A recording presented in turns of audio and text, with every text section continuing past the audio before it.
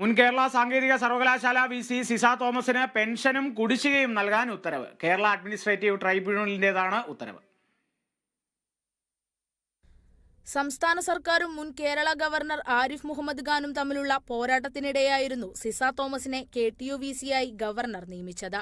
Doctor MS രാജശ്രീയെ അയോഗ്യയാക്കിയതിനു പിന്നാലെയായിരുന്നു 2022 നവംബറിൽ സിസ തോമസിനെ VC ആയി നിയമിച്ചത്. സിസ തോമസിന്റെ നിയമനം ചട്ടവിരുദ്ധമാണെന്ന് കാണിച്ച് അച്ചടക്ക നടപടി സ്വീകരിക്കാനും കാരണം കാണിക്കൽ നോട്ടീസ് നൽകാനും സർക്കാർ തീരുമാനിച്ചിരുന്നു. സർവീസിൽ നിന്ന് വിരമിച്ച സിസയ്ക്ക് ലഭിക്കേണ്ട ആനുകൂല്യങ്ങൾ സർക്കാർ തടഞ്ഞുവെച്ചുവെന്നാരോപിച്ചായിരുന്നു സിസ തോമസ് ട്രൈബ്യൂണലിനെ സമീപിച്ചത്. ഇതിനെതിരായ നിയമപോരാട്ടം ട്രൈബ്യൂണൽ മുതൽ സുപ്രീം കോടതി വരെ നീണ്ടു. എന്നാൽ സിസ തോമസിന്റെ നിയമനം എല്ലായിടത്തും ശരിവെക്കപ്പെട്ടതോടെയാണ് നടപടിയില്ലാതായത്. ഹൈക്കോടതി ഈ കേസ് പരിഗണിച്ചപ്പോഴേക്കും സിസ സർവീസിൽ നിന്ന് വിരമിച്ചിരുന്നു.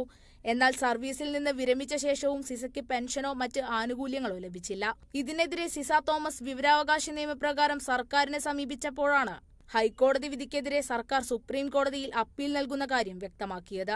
തുടർന്ന് കേസ് പരിഗണിച്ച സുപ്രീം കോടതിയിൽ നിന്ന് അനുകൂല വിധി വന്ന ശേഷവും സിസയ്ക്ക് ലഭിക്കേണ്ട ആനുകൂല്യങ്ങളൊന്നും ലഭിച്ചിരുന്നില്ല. ഈ സാഹചര്യത്തിലാണ് സിസ തോമസ് ട്രൈബ്യൂണലിനെ സമീപിച്ചത്. Kerala vision news, Thiruvananthapuram.